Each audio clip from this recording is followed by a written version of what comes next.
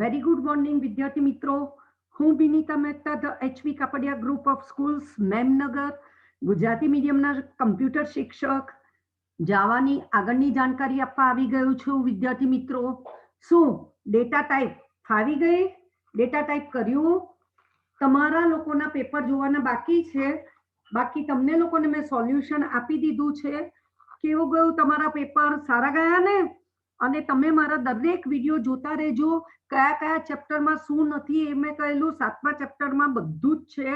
ખાલી 2 વસ્તુ નથી, એ હું પછી લખાવી દઈશ ક્યારે આવશે ત્યારે. ડેટા ટાઈપ છે, કોષ્ટક 7.1 કરેલું છેલ્લું 134 પેજ પર. વિદ્યાર્થી મિત્રો, ક્યાંથી શરૂઆત થાય તો તમે પોતાને તરત જ કહેશો કેટલી વસ્તુ જાવામાં એક તો પહેલા લખાય. એ મેં તમને અહીંયા બતાવ્યું છે કે જાવામાં કુલ 8 વસ્તુ લખાય. ડેટા પ્રકાર, ચલ, લિટરલ, કોમેન્ટ, જાવા વિધાન, પદાવલી, અંગણિત પ્રક્રિયક, સરખામણી અને તાર્કિક પ્રક્રિયક. એમાં આપણે નંબર 1 કર્યું ડેટા પ્રકાર. ડેટા પ્રકાર કોને કે એ મેં ટીકમાં કરાવ્યું. ડેટા પ્રકાર મેમરીનું જરૂરી કદ નંબર 1, કિંમતનો પ્રકાર અને એની રેન્જ, ક્રિયાઓનો પ્રકાર નક્કી કરે. કિંમતનો રેન્જ પર તેની શક્ય ક્રિયાઓનો પ્રકાર. જાવા કેટલા પ્રકારના? પ્રાથમિક, પ્રિમિટિવ ડેટા ટાઈપ તો 8 બરોબર છે. પૂર્ણાંક, અપૂર્ણાંક, કેરેક્ટર ને બુલિયન.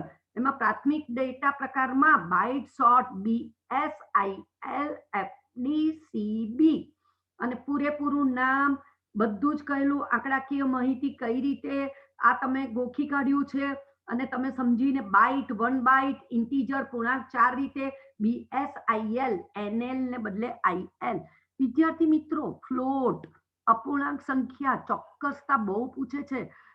જો ફ્લોટ હોય તો પાછળ F લખવાનું કહેલું. ચોક્કસતા 7 અને ડબલમાં 10^308 પ્લસ માઇનસ પેલામાં 38. કેરેક્ટર 2 બાઇટ રોકે, 16 બીટ યુનિકોડ બરોબર. Boolean 1 byte. હવે તમે જુઓ, બી બીટની યથાર્થતા સાથેની પૂર્ણાંક સંખ્યા -2 રેઝ ટુ b -1, -1 થી 2 રેઝ ટુ b -1, બી ફોર બીટની સંખ્યા. આ રીતે ગણતરી બતાવી હતી મેં તમને. બહુ જ આ પણ ટીકમાં હું તમને રિવિઝન કરાવી રહી છું વિદ્યાર્થી મિત્રો કે અપૂર્ણાંક સંખ્યા કયા આંતરરાષ્ટ્રીય ધોરણો મુજબ? તો IEEE 754 આ પૂછાય એવું બોર્ડમાં. અને જાવા અક્ષર કયા? તો યુનિકોડ અક્ષર સમૂહનો ઉપયોગ કરે જાવા. કેમ કે કેરેક્ટર ડેટા પ્રકાર 16 બીટ, 2 બાઇટ એટલે 16 બીટ એટલે અચિહ્નિત, અનસાઇન. અનેક વિવિધ પ્રકારના ભાષાઓના અલગ અલગ મૂળાક્ષરના હજારોનો ઉપયોગ કરી શકે. અને બુલિયન ડેટા પ્રકાર એ સંખ્યા નથી, ખાલી ટ્રુ ફોલ્સ, 0 1 જોડે અને કોઈ પણ રીતે નહીં. હવે નંબર 2, આજે જે હું કરાવું છું 134 નંબર 2, જેને ગુજરાતીમાં ચલ કહેવાય અને અંગ્રેજીમાં વેરિયેબલ. વિદ્યાર્થી મિત્રો, તમે મારા જાવા પ્રોગ્રામમાં વેરિયેબલ INT એક્સપ્રેસ એ બરાબર વોટ ઇઝ એ વેરિયેબલનું નામ. કેમ? તો જો પ્રોગ્રામના અમલ દરમિયાન તમે કમ્પ્યુટર દ્વારા કંઈ પણ યાદ રાખવા માંગો છો તો કમ્પ્યુટરની મેમરીમાં સંગ્રહિત હોય અને મેમરીમાં સંગ્રહ કરેલા ડેટા પર પ્રોગ્રામ ગણતરી કરે. ગણતરી એ પ્રમાણે મેમરીમાં આપણે થોડાક સમય માટે માહિતી મૂકવી હોય તો ડેટાનો નિર્દેશ જે મેમરી જગ્યાએ સંગ્રહ કરેલો તેના આંકડાકીય સ્થાનાંક વડે. પણ જાવા જેવી ઉચ્ચ સ્તરીય ભાષામાં ડેટાનો નિર્દેશ કરવા મેમરી જગ્યાના આંકડાકીય સ્થાનાંકને બદલે નામનો. પ્રોગ્રામરે ફક્ત નામ જ યાદ રાખવું પડે અને એ મેમરીમાં સંગ્રહ કરેલા ડેટાનો નિર્દેશ કરવા માટે વાપરેલા નામને ચલ અથવા વેરિયેબલ કહેવામાં આવે. ચલ અથવા વેરિયેબલ કોને કહેવામાં આવે? તો મેમરીમાં સંગ્રહ કરેલા ડેટાનો નિર્દેશ કરવા વાપરેલા નામને મેં કહેલું છે. વિદ્યાર્થી મિત્રો, મેં તમારી મેમરીને બેંકના લોકરના ખાના જોડે સરખાવું તો બેંકના લોકરને નંબરો આપી દીધા છે, બધા જુદા નંબર. તમે ખાલી તમને તમારો લોકર નંબર ખબર, એવી જ રીતે મારા ખાનામાં હું મૂકી શકું. તો અહીંયા મારે અમુક કિંમત મૂકવી છે. જે ખાનું ખાલી હોય અને મેં એવું નામ આપી દીધું ABC, તો મારા વેરિયેબલનું નામ ABC. બરાબર વિદ્યાર્થી મિત્રો, એમાં એમાં આપણે કોઈ પણ કિંમત મૂકી શકીએ. તો પ્રોગ્રામના અમલ દરમિયાન જુદા જુદા સમય ચલમાં અલગ અલગ ડેટા કિંમત ગમે તે રહી શકે. જેટલા ખાના ખાલી દરેકને જુદા નામ આપીને એનો સ્થાનાંક નિર્દેશ કરી શકાય. એટલે ક્યાં આગળ માહિતી છે એ ખબર પડે. અચ્છા, આ બહુ જ બીજી લાઈન ટીકમાં કરજો. ત્રીજી લાઈન એને કેવી રીતે વેરિયેબલને ડિક્લેર કરવું હોય, ઘોષિત કરવા હોય, તો હંમેશા એની વાક્ય રચના જોઈ લો. ટાઈપ નેમ, કોણીય કૌંસ, કમ્પલસરી અને વેરિયેબલ નેમ્સ. વેરિયેબલનું નામ કોઈ XYZ લીધું, ABC લીધું, A લીધું, કોઈ એકલું X લીધું, એટલે છગડિયા કૌંસમાં આપ્યું છે. કમ્પલસરી હું INT, બાઇટ, શોર્ટ યાદ આવ્યું વિદ્યાર્થી મિત્રો. કોણીય કૌંસ દ્વારા જણાવવાના ઘટકનો નિર્દેશ. એટલે ટાઈપ નેમ હંમેશા વેરિયેબલની ડાબી બાજુ જણાવવાની જ હોય. જ્યારે છગડિયા કૌંસ અલ્પ વિરામથી અલગ કરેલા ઘટક વેરિયેબલના નામ ટાઈપ નેમને ચલના ડેટા પ્રકાર સૂચવતા ચાવીરૂપ શબ્દ વડે બદલવામાં આવે છે. ડેટા પ્રકાર તે ચલનું કદ નક્કી કરે, તેમાં કયા પ્રકારની કિંમતો ધરાવે, તેના પર કયા પ્રકારે કાર્ય કરી શકાય, એના માટે આ type name variable declaration statement. બરોબર છે. હવે તમને અહીંયા ઉદાહરણ આપ્યા છે. જો આ ટાઈપ નેમ એટલે INT, double, float, character, Boolean. તમને દેખાયું વિદ્યાર્થી મિત્રો? That's cold type name. પણ મેં અહીંયા માર્કને બદલે એમ લીધું હોય તો એ વેરિયેબલનું નામ. કેટલાકે માર્ક્સ લીધું, કેટલાકે MAR લીધું. Is that clear? ચોક્કસ. પણ એકથી વધારે જો વેરિયેબલના નામ લેવા હોય તો જુઓ અહીંયા એમાઉન્ટ, ઇન્ટરેસ્ટ. દરેક નામ પછી સેમિકોલન છે. પણ ઘણા બધા નામ હોય તો વચ્ચે કોમા, અને જે અંતમાં હોય ત્યાં સેમિકોલન. અર્ધવિરામ ચિહ્ન ગુજરાતી, અંગ્રેજી બંને આવડવું જોઈએ. સો વિદ્યાર્થી મિત્રો, આ વેરિયેબલ ખબર પડી. બુલિયન નામનું વેરિયેબલ નથી. બુલિયન એ ડેટા ટાઈપ છે. That means type name is pass. Capital small લેવાય એટલે P કેપિટલ લીધો છે. ચલનું નામ વ્યાખ્યાયિત કરવા માટેના નિયમો. ચલના નામની એટલે વેરિયેબલની નામની શરૂઆત ABCD માંથી એટલે મૂળાક્ષર, કાં તો અંડરસ્કોર અથવા ડોલર. વિદ્યાર્થી મિત્રો, તમને ખબર છે અંડરસ્કોર? હું અંડરસ્કોર AB લખી શકું, A_B લખી શકું, વચ્ચે સ્પેસ નહીં. અને $A$B અથવા $AB થી નામ શરૂ થાય તો નામનો પહેલો અક્ષર ક્યાં તો મૂળાક્ષર હોય, કાં તો અંડરસ્કોર હોય, કાં તો ડોલર. કદી 1A ના લખાય. 1A ના લખાય, કારણ કે આંકડાકીય માહિતી પહેલું નથી. પણ તેમાં અંક, મૂળાક્ષર, ડોલર, અંડરસ્કોર હોઈ શકે. માન્ય ચલના નામમાં જુઓ અંડરસ્કોર દેખાય છે. અહીંયા કેપિટલ સ્મોલ જુઓ છો, અહીંયા અંક જુઓ છો. આ બધા ડોલરની સાઇન. પણ અમાન્યમાં જુઓ, પહેલું જ અમાન્યમાં જુઓ એને કઈ સાઇન કરી છે. પર્સન્ટેજની સાઇન એલાઉ નથી, સ્પેસ એલાઉ નથી. સો બર્થ ડેટ વચ્ચે સ્પેસ છે, બિલકુલ એલાઉ નહીં. ચલના નામ વચ્ચે ખાલી જગ્યા માન્ય નથી. અને ચલ તરીકે જાવાનો આરક્ષિત શબ્દ એટલે રિઝર્વ વર્ડ ના હોય. પબ્લિક બરાબર, વેરિયેબલનું નામ ક્લાસ, સ્ટેટિક, વોઇડ, એવા બધા વેરિયેબલના નામ ના લેવાય.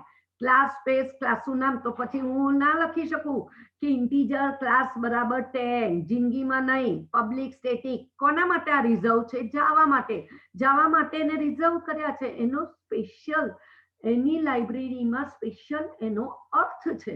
સો એને રિઝર્વ વર્ડ કહેવાય. શું કહેવાય એને? Reserve word. કોના માટે?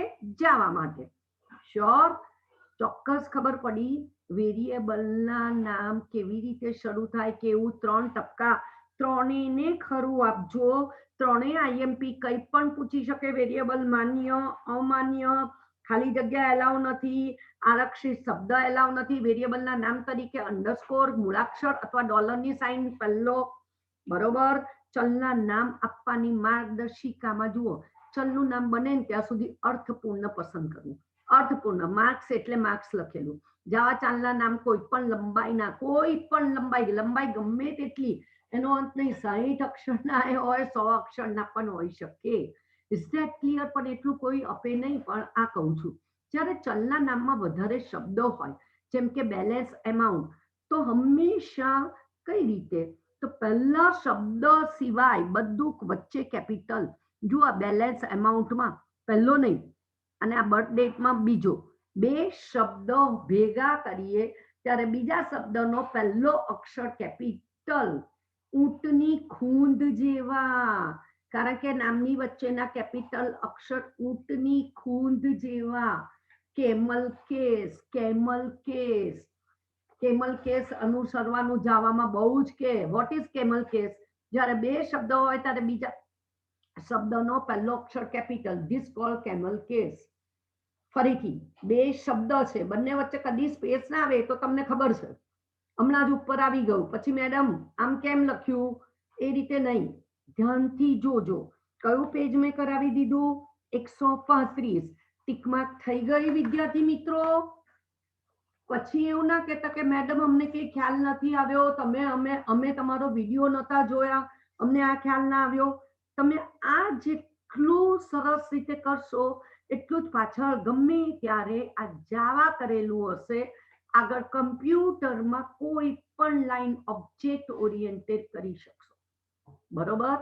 હવે યાદ રાખો કે જાવા કેસ સેન્સિટિવ, એટલે કેપિટલ સ્મોલ જુદા. બેલેન્સ લખેલું હોય વેરિયેબલનું નામ પહેલું સ્મોલમાં, અને પછી બીજી જગ્યાએ બેલેન્સ બી કેપિટલ લખો, તો એને ખબર નથી જાવાને કે તમે કયું, એ તો કયા બેલેન્સને શોધશે? સ્મોલમાં. બરોબર. જાવામાં એવું કહેવામાં આવ્યું છે, જાવા ચોપડીમાં એવું કહે છે કે ક્લાસના નામ હંમેશા કેપિટલ. તમે જાવા કોઈ બી જગ્યાએ ચોપડીમાં વાંચશો બસ, તો હંમેશા ક્લાસ જોડે ક્લાસનું નામ કેપિટલથી શરૂ કરે છે એ લોકો. પણ વેરિયેબલના નામ હંમેશા સ્મોલથી.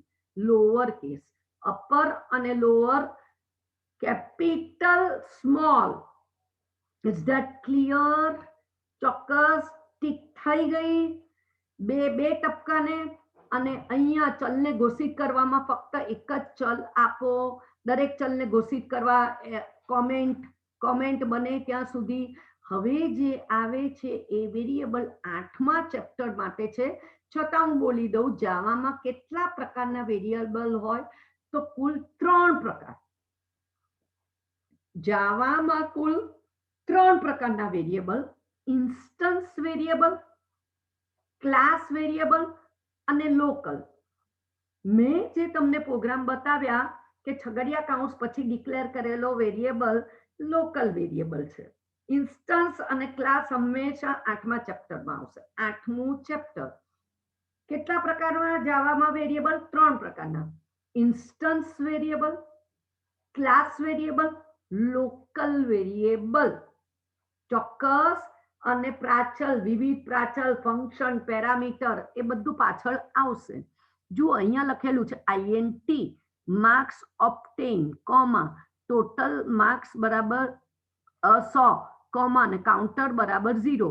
તો અહીંયા એક વેરિયેબલ છે માર્ક્સ ઓબ્ટેન, ટોટલ માર્ક્સ બીજું વેરિયેબલ, અને કાઉન્ટર એ ત્રીજું વેરિયેબલ, એટલે કોમા આપ્યું છે. અને ડેટા ટાઈપ કઈ? તો ઇન્ટીજર.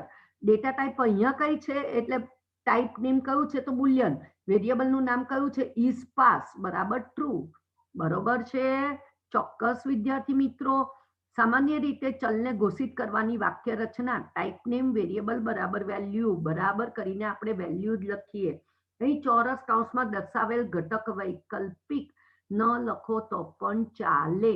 તમે બધાએ અહીંયા આ જોયું વિદ્યાર્થી મિત્રો? આકૃતિ 7.6. જરા વિચારીને કોને? 7.6.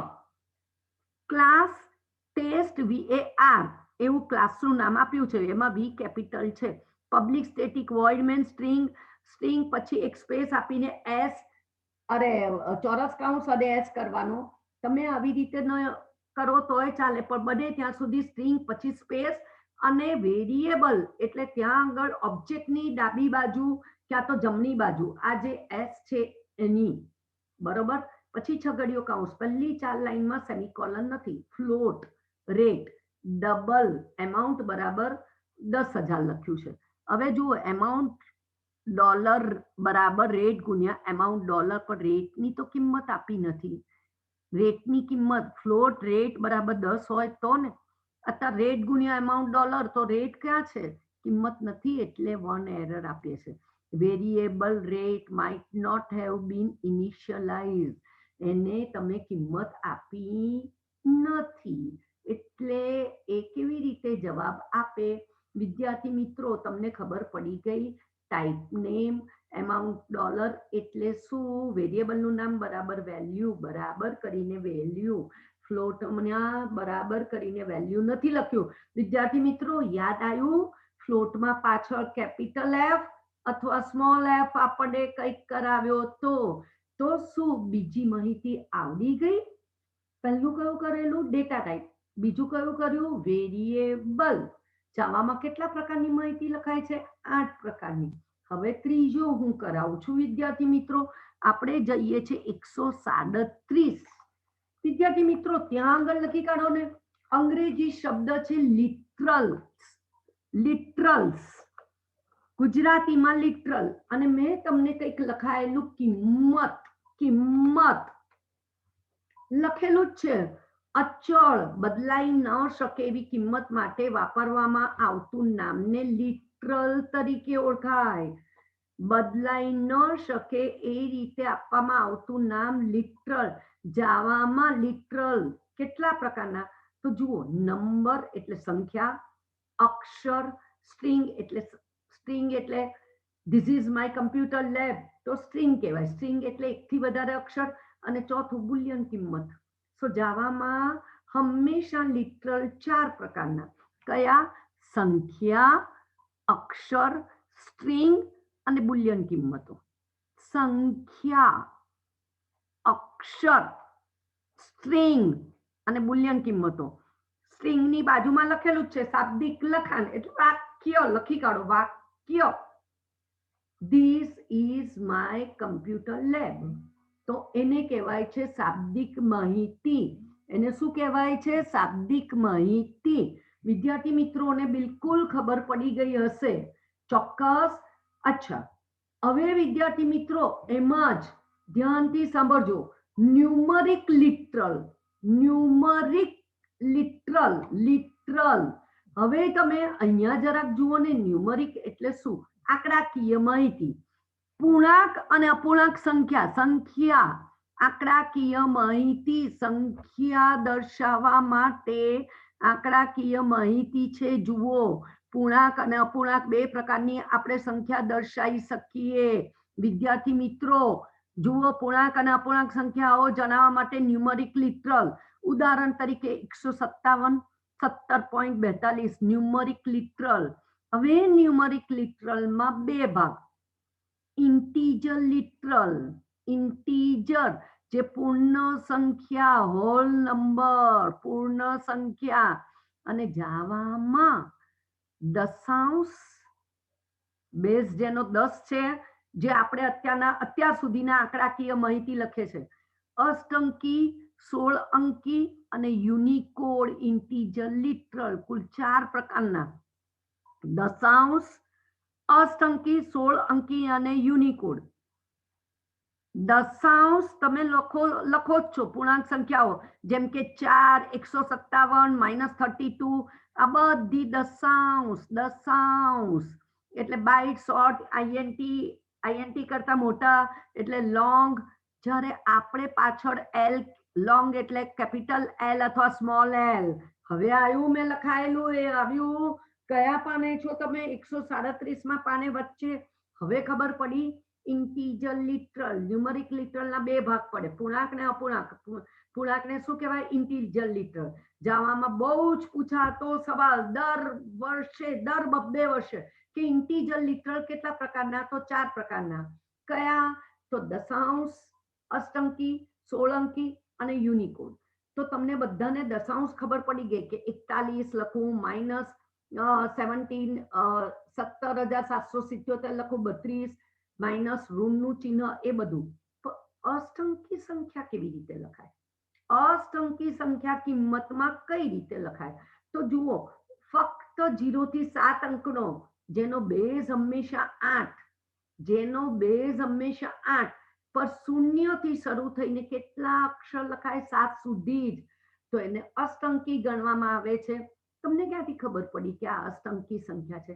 આગળ 0 લખીએ, આગળ ઓ અથવા 0, ઓ અથવા 0, અષ્ટંકી પૂર્ણાંક.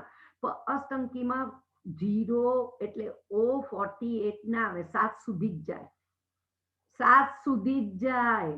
Is that clear? બેઝ કયો? 8. પણ કેટલા આંકડાનો સમાવેશ? 0 થી 7. કેટલા આંકડા? 0 થી 7. કેટલા આંકડા? 0 થી 7. કેટલા આંકડા? 0 થી 7. અને આગળ કઈ રીતે લખાય? ઓ કેપિટલ અથવા સ્મોલ ચાલે, ઓ કાં તો 0 લખો તોય ચાલે છે. આપણે અત્યારના ચાલે છે, પહેલા ઓ જ વાપરતા હતા, અત્યારના 0 પણ ચાલે છે. 16 અંકી સંખ્યા, 16 અંક, 16, બેઝ જેનો 16 છે, પણ એમાં કુલ 15 અંક સમાય, 0 થી 9 અને A થી F, કેપિટલ અથવા સ્મોલ.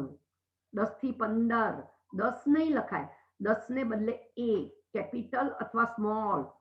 11, કેપિટલ અથવા small B.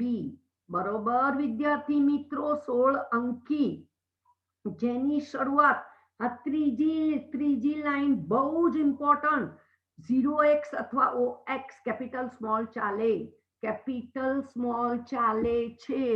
OX capital small ચાલે, OX અથવા 0x.